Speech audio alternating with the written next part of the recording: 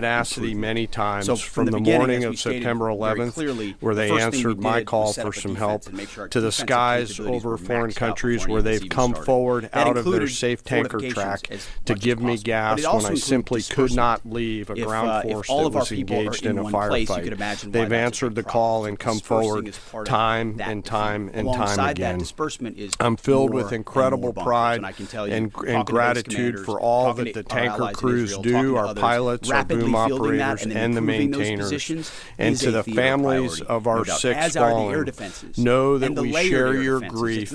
Our nation will never forget their sacrifice, and we will never forget their names. Our entire joint force mourns with you today, and will continue to remember their incredible gift of a great example for all of us. Now let me turn to an operations update. U.S. CENTCOM remains on plan to achieve our military objectives and remain unrelenting in our pursuit of Iranian missile capabilities, UAV capabilities, and their Navy, and as the Secretary said, their industrial base. Each day we continue to attack deeper into Iranian territory.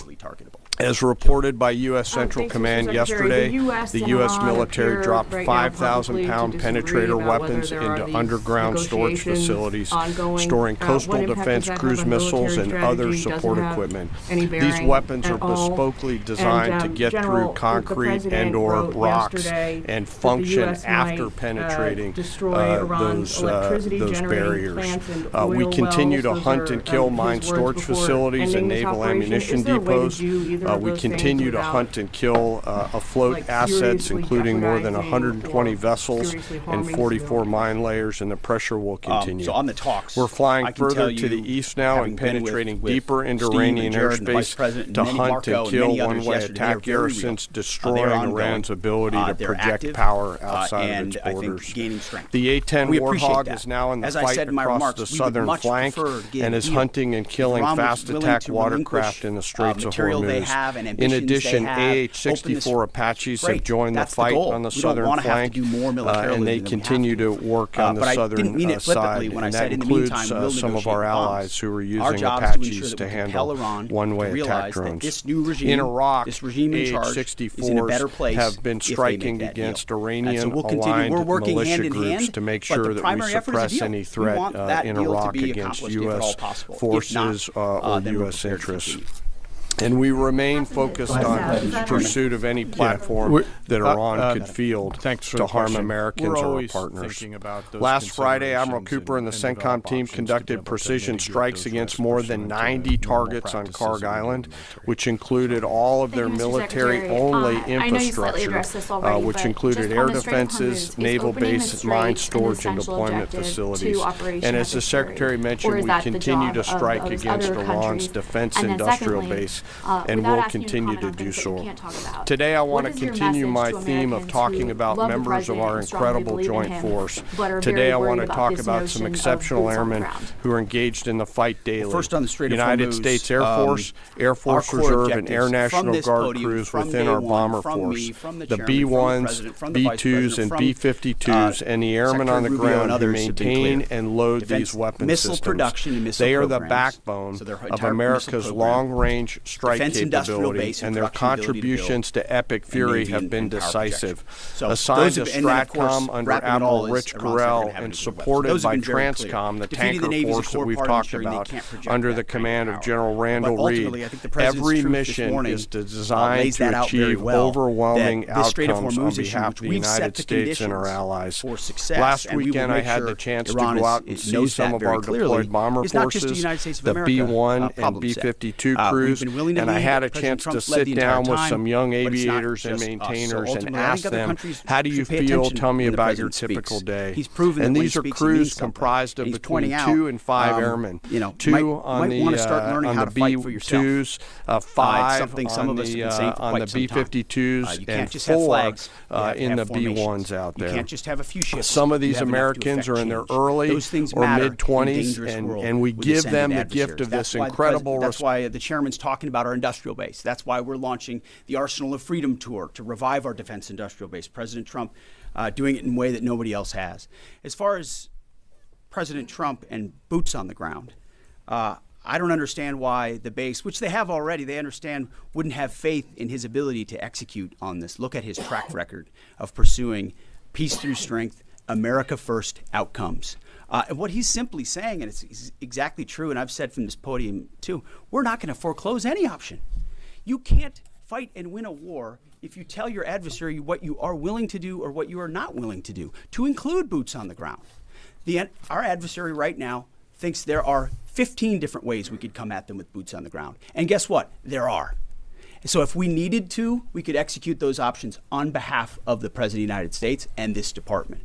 Or maybe we don't have to use them at all. Maybe negotiations work, or maybe there's a different approach. But the point is to be unpredictable in that. Certainly not let anybody know what you're willing to do or not do. But if anybody has internalized the lessons of Iraq and Afghanistan as the first one, President Trump, to call them out for what they are, he's not going to repeat those lessons. And I think I've been very clear about that from the podium. Yes. Thank you, Secretary Hegseth. A question for you and then a question for General Caine. You said we're a month into the Operation Epic Fury. How long until the objectives are achieved? And is there a scenario where a deal is struck before the objectives have been achieved? And then for General Caine, there's been lots of media coverage that suggested a ground invasion is imminent.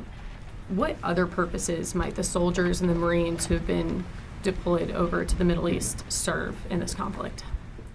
Well, just like the previous question, it's sort of military 101.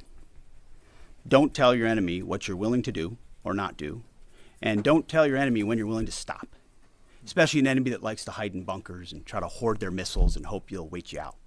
So that's not a question I'm going to answer, or the president has said definitively. We have our own goals and guidance and things military objectives that we're moving toward and things that we look at. And as he's articulated, he's said 4 to 6 weeks, 6 to 8 weeks, 3. It could be any particular number, but we would never reveal precisely what it is, because our goal is to finish those objectives.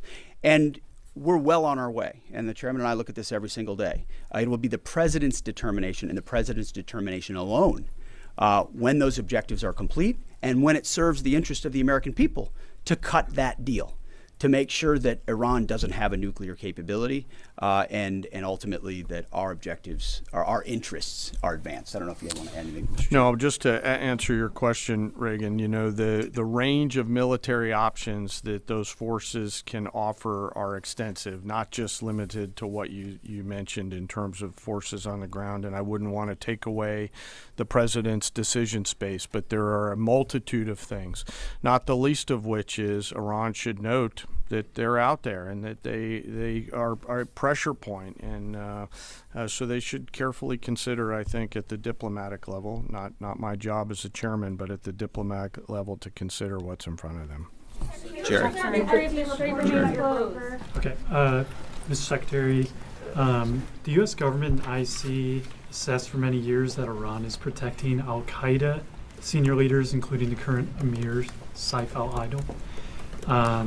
Does the U.S. assess that he's still in Iran? Has he fled to Afghanistan? Is he on a target list? And Mr. Chairman, based on CENTCOM figures and open source, Iranian daily missile barrages and drone launches have indeed dropped dramatically since the start of the war, but they're not at zero.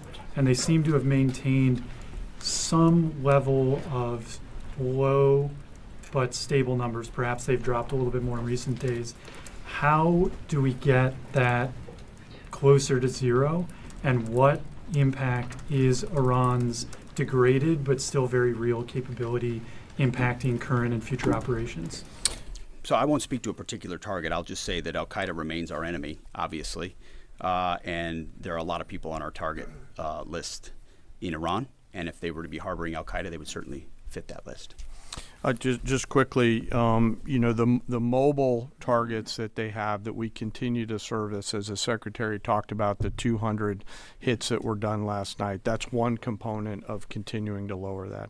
The second and more long-term impact that we're having is the strikes against their defense industrial base at scale, which will not allow them to reload after that. So we do continue to see it trend down. They are still shooting, and we do continue to exert significant pressure against both sides of that system. Mr. Secretary, thank you for the question. Do you still believe, you said previously that the Iranian leadership would surrender. Do you still believe that? And is the United States still committed to NATO's collective defense? And to Chairman Caine, could you give us a sense of your thinking about the legality of striking desalinization plants if the president were to order that? I will just say that any mission that ends on our terms, you want to call it a surrender, call it a defeat, call it what you want, we remain committed to it. A conflict that ends on our terms and the president's terms. There's no doubt about that. And as far as NATO is concerned, that's a decision that will be left to the president. But I'll just say a lot has been laid bare. A lot has been shown to the world about what our allies would be willing to do for the United States of America when we undertake an effort of this scope on behalf of the free world. These are missiles that don't even range the United States of America. They range allies and others.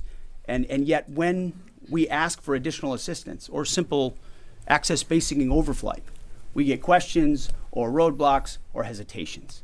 And the president's pointing out, you don't have much of an alliance if you have countries that are not willing to stand with you when you need them. And he's simply pointing that out, and ultimately it'll be his decision of what that looks like after this is complete. I'll just won't talk about any particular target. This really builds on Jillian's question too, that I don't think I completely answered. But the joint force is the most professional force in the world, and we have numerous processes and systems to carefully consider the whole range of considerations, from civilian risk to legal considerations with any target. And as targets come before us, we run them through the same process that we always do, and always strike lawful targets in accordance with the normal procedures that we use. Caine, no quarter, no mercy for enemy combatants, as Hegseth has said. For me? Thank you, Mr. Secretary. Thank you, sir. Thank you, Mr. Secretary. Thank you. I appreciate it. On Sunday, President Trump said that Iran's first regime was all destroyed and the second one is mostly dead.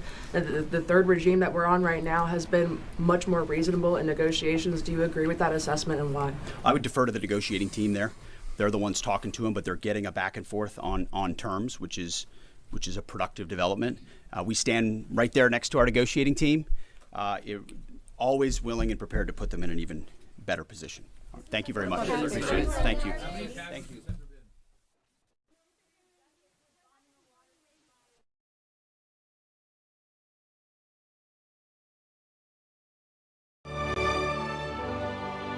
Flag-draped caskets. We honored them. We grieved with their families, and we listened.